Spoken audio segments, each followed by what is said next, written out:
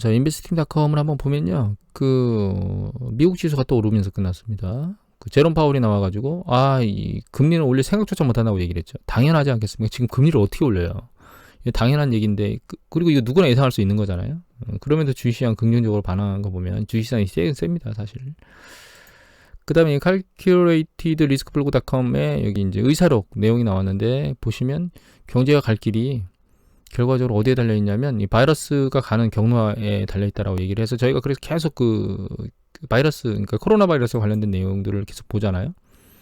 연합뉴스 기사에 보면 파우치가 또 다른 급종을 감당 못한다. 그래서 일부 주가 양성 비율을 경고를 했는데 이번 플로리다, 텍사스, 캘리포니아, 애리조나는 이제 급등하다가 진정세로 가고 있는 것 같아요. 확진자 수가. 그래서 전체 확진자 수도 상대적으로 진정세로 가고 있는데 여기 보시면 새로 오하이오, 인디애나, 테네시, 켄터키주를 새로운 신종 코로나 바이러스 감염증의 우려 지역으로 꼽았어요. 파우치 소장께서.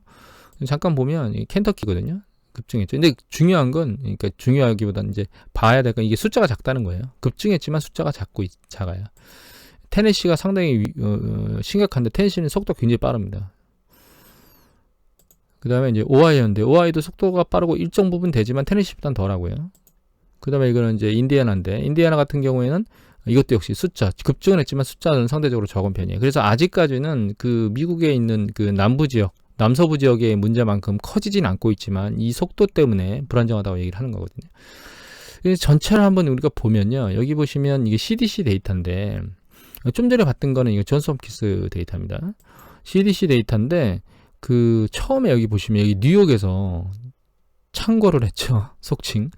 그게 이제 밑으로 가서 플로리다, 그 다음에 이제 텍사스, 애리조나, 캘리포니아 이렇게 넘어갔는데 잘 보시면 이렇게 외부 쪽에 있던 게 점점 안쪽으로 밀고 들어가고 있죠.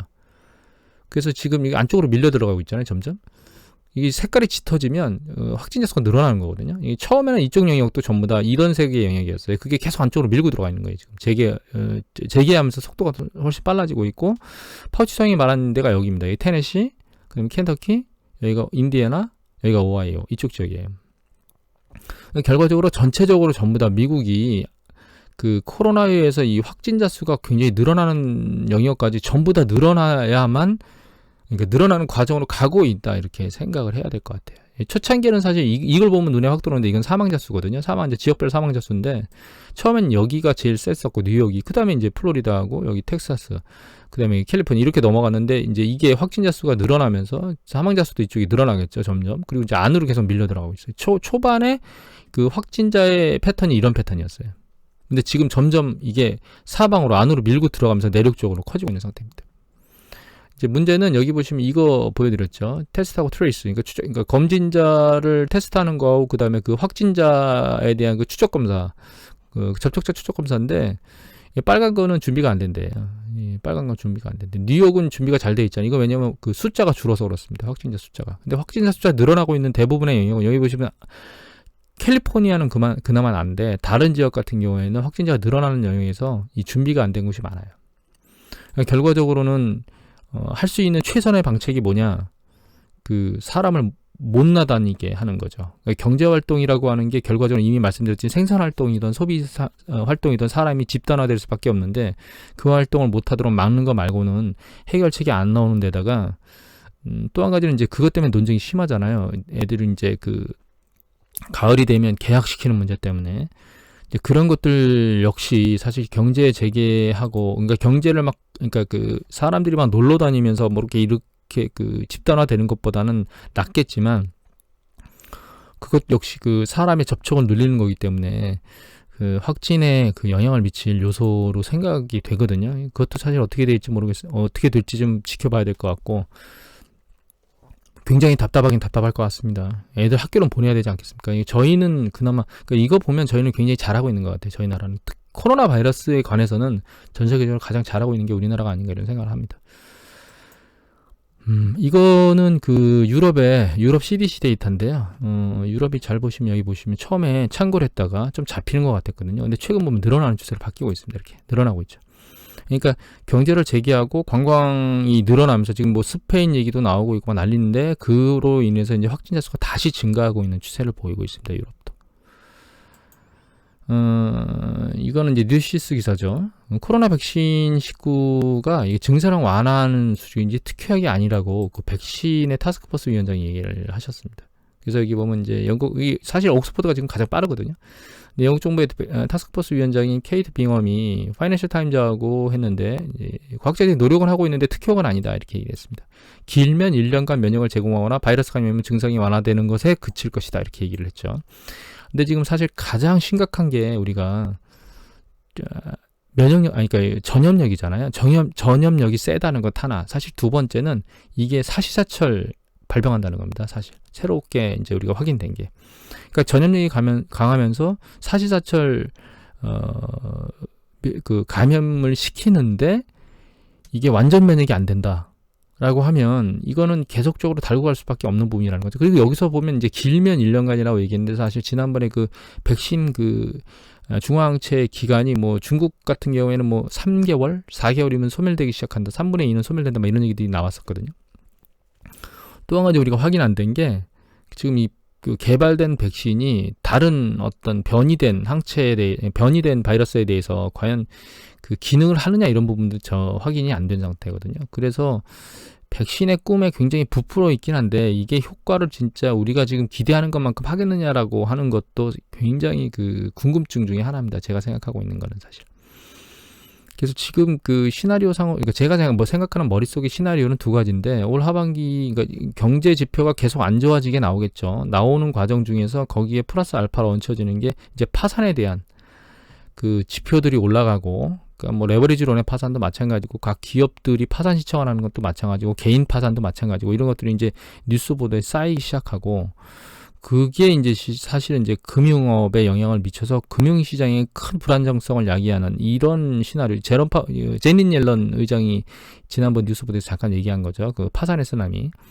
그런 부분들이 일어날 수 있다라고 하는 게 제가 하나의 가능성을 가지고 있고요. 최근 이제 백신에 관련돼서도 사실 백신이 대단한 줄 알았는데 실제로 뚜껑을 열어봤더니 그게 코로나를 잠재울 수는 없다라고 하는 부분이 사실 수면 위로 드러나면 그것도 굉장한 충격일 것 같아요. 그래서 두 가지 시나리오가 같이 믹싱이 될 수도 있고 두 개 중에 하나가 일어날 수도 있고 어쩌면 아무것도 안 일어날 수도 있죠. 완전 해결될 수도 있고 이 세 가지 시나리오 중에 하나가 일어날 것이다 이렇게 현재는 생각하고 있습니다. 그래서 두 개가 믹싱되면 충격파가 훨씬 더 셀 거고 하나면 상대적으로 적겠죠. 이제 그런 부분들을 현재는 초점을 맞춰서 보고 있습니다.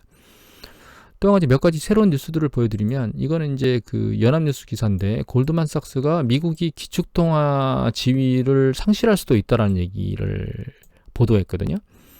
이 보도를 보여드린 이유는 이런 것들이 투자자의 투심을 약화시킬 수 있다는 거예요. 사실 이것 때문에 금값이 올라가는 거거든요. 금값이 올라가는 이유 중에 하나가 이것도 있습니다, 사실. 그런데 이미 말씀드렸던 이런 기사는 글로벌 금융위기 때도 있었어요. 2008년도 그때. 그래가지고 통화전쟁이라는 책도 나왔었고, 그런데 이제 이미 말씀드렸던 미국 시장이 이렇게 경제가 어려워지면 미국만 행정부하고 중앙은행에서 자금을 살포하는 게 아니고 유럽도 마찬가지고 중국도 마찬가지고 일본도 마찬가지고 전 세계가 전부 다 살포해요. 그러니까 결과적으로 나중에 가보면 어떻게 되느냐, 그나마 나은 건 달러밖에 없다는 거예요. 그래서 다시 그러니까 기축통화를 상실할 가능성은 없다고 봅니다, 전 개인적으로. 그래서 이제 이 부분은 근데 얘기를 드리는 이유는 이게 금융시장의 위기를 조장할 수 있다, 심리적 위기를 조장할 수 있다, 이런 기사들이 나오기 시작했다라고 하는 부분을 알려드리기 위해서 이걸 한 거고, 이런 얘기가 계속 나올 수 있습니다. 또 한 가지 여기 보시면 이건 이제 CNN 비즈니스에 보면 여기 보면 그 재정절벽이라는 단어가 나왔거든요. 이 재정절벽이라는 단어는 글로벌 금융위기 때는 없었어요. 이건 언제 나왔었냐면 미국이 재정절벽에 부딪혔던 때가 2011년도입니다. 그래서 2011년 5월 달에 남유럽 금융위기가 확산되고 이제 본격화되고, 그때 이제 피그스라는 국가들을 우리가 얘기를 했었는데 확산되고, 그게 2011년도 8월 달에 그 불안정성 가운데 미국이 국채를 일정 수준 어느 정도까지는 할 수 있다라고 법이 되어 있는데 그걸 이제 늘려야 되는 상황이 된 거예요, 오바마 행정부 때. 그래서 그때 공화당하고 민주당하고 그 국회에서 막 논쟁을 하면서 그 확장에 대해서 계속 유보시켰어요. 그래가지고 그때 S&P인가 무디스가 미국의 신용등급을 강등해 버렸습니다, 한 단계. 그래서 그 2011년도 8월 달에 급락했습니다, 시장이.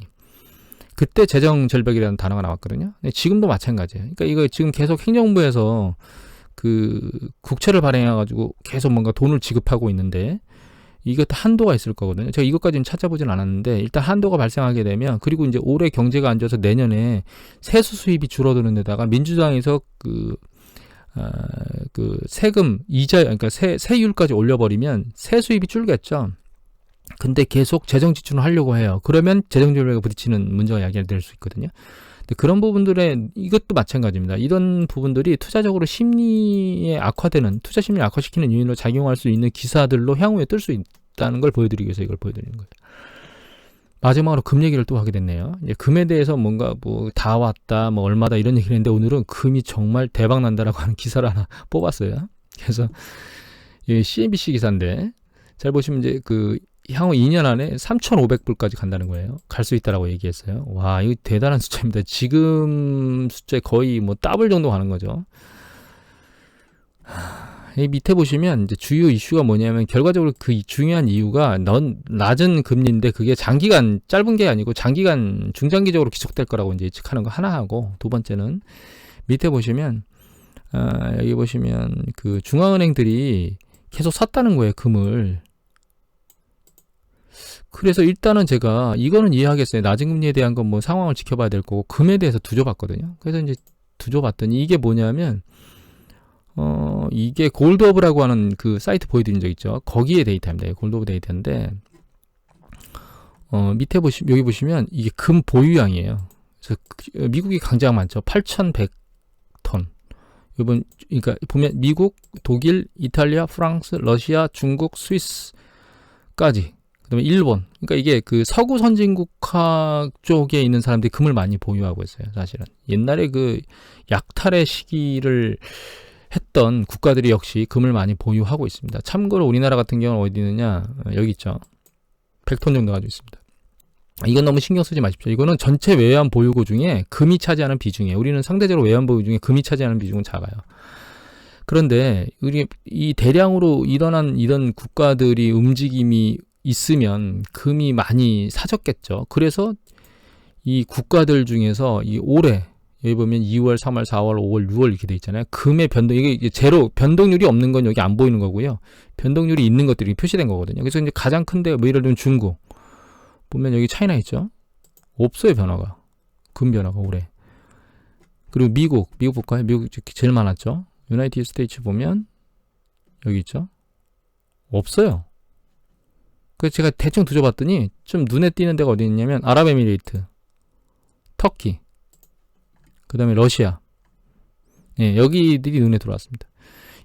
올해뿐만 아니라 이게 이제 올해 연도 변화율이거든요. 월별.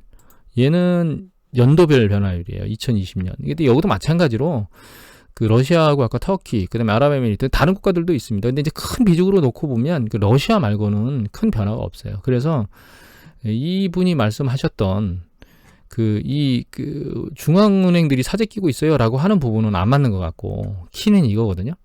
금리가 낮다. 근데 이제 이 부분은 이렇게 보면 될 것 같아요. 이게 지금 두 가지인데, 이거는 10년 국채 수익률입니다. 위에 거는. 밑에 거는 10년 국채 수익률인데 이제 물가 연동 채권이에요. 지금 물가가 낮은 수준에 있기 때문에 마이너스 영역에 들어왔거든요. 그러니까 이게 의미가 있는 거예요. 얘를 들고 있으면 물가 상승률을 반영한 수익률은 마이너스에 가 있거든요. 지금 채권을 들고 있으면 물가를 반영한 마이너스라는 거예요, 수익률이.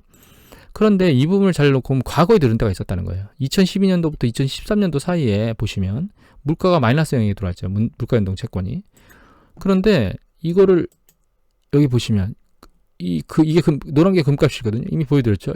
여기가 보시면 여기가 2011년도 8월달 정점을 치고 2012년도 가면 여기거든요.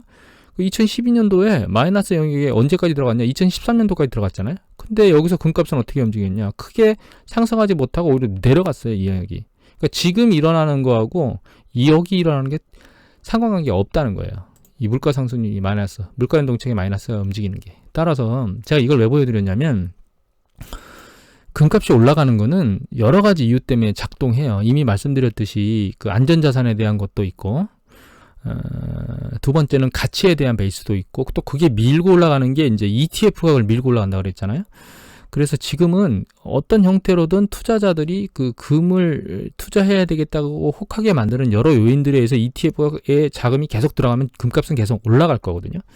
근데 그 요인이 계속 살아있겠느냐에 대한 논점인데, 일단은 이 물가 상승률이 마이너스에 들어왔다는 게 의미는 있지만 여기를 잘 해석해 보면 이게 지금 10년 국채 수익률이 안 오르고 있잖아요. 바닥에 붙어가지고. 이거는 뭐냐면 채권 투자자들이 향후의 경기를 불확실하게 본다는 뜻입니다. 근데 이게 경기가 좋아지면 이게 플러스로 터닝하면서 올라가거든요. 그러면 이게 플러스로 올라가면서 수익률이 올라간다는 얘기는 금리가 올라간다는 얘기고 경기가 좋아진다는 얘기이기 때문에 결과적으로 그러니까 금의 투자의 매력도가 떨어져요. 이 금 투자의 매력도가. 사실 여기서 금이 붕괴된 이유는 아주 단순합니다. 경제가 정상화되어 있어서 굳이 금을 들고 있어야 될 이유가 없어져 버린 거예요. 또 한 가지는 다시 짚어드리면 이렇게 금이 상대적으로 상당히 오랜 기간 동안 조정받았던 실질 가치가 충분히 반영돼서 예전 수준만큼 정점까지는 못 왔지만 일정 수준까지는 올라왔기 때문에 금이 버티지를 못하고 내려간 거거든요. 그러면 향후의 금값의 움직임은 결과적으로는 이 실질금리 마이너스가 계속 유지되는 경우에 될 가능성이 이제 요 앞에 있는 이분들의 얘기로는 맞긴 한데 문제는 그러면 경제가 계속 안 좋아진다는 뜻입니다. 안 좋은 상태로 있다는 뜻이에요. 그러면 어디가 붕괴되죠? 주식시장이 붕괴돼야 되는 거예요. 사실 지금 상황은 굉장히 자산시장의 움직임을 놓고 보면 말이 안 돼요. 일단 경제가 안 좋아서 이 채권 시장이 경제가 안 좋다는 걸 말하고 있고 향후의 경제도 단기간에 좋아지지 않을 거라는 걸 말하고 있거든요. 그런데 그런 상황에서 주식 가격이 너무 높아요. 그러니까 안전자산을 채권에서도 주식으로 또 못 찾는 게 금으로 간 거거든요. 근데 금처럼 계속 하고 있으면 주식은 붕괴될 거예요. 버티지 못하고. 그렇지 않으면 그러니까 뭔가가 언밸런스 하니까.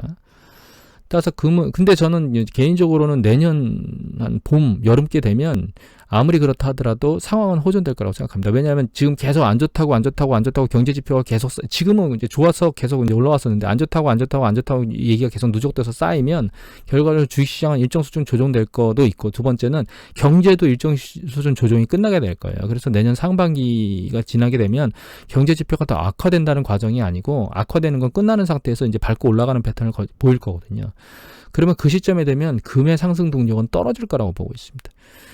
최근 이게 금값이 이렇게 치켜 올라가는 건 달러 인덱스가 이렇게 급격히 떨어졌기 때문에 올라가는 건 당연하다고 생각할 수 있어요. 왜냐하면 우리가 1달러에 1온스에 몇 달러 이렇게 찍는데 금은 변화가 없이 달러의 가치가 떨어졌으니까 1온스에 몇 달러는 더 많이 찍어야만 금의 가치가 유지가 되거든요. 그래서 올라가기 때문에 이거는 이제 볼 수 있는데 그래서 이제 제가 보는 거는 사실은 이미 말씀드렸던 이 지점까지 떨어지는 정도까지는 볼 수 있고 달러 인덱스가 그거에 따라서 금값이 올라갈 수 있는 거는 볼 수 있어요. 추가적 상승 여력은.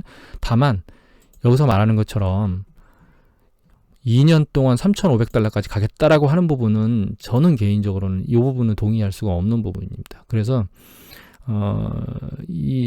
추가적으로 이제 이렇게 높이 보는 분들이 어떤 이유를 가지고 있고 그것에 대해서 저는 어떤 부분에 대해서 동의하지 않는다라고 하는 걸 추가 설명드리기 위해서 금 얘기를 마지막으로 드렸습니다. 한동안은 금 얘기를 안 해야 되겠습니다. 자, 오늘 이것으로 마치도록 하겠습니다. 감사합니다.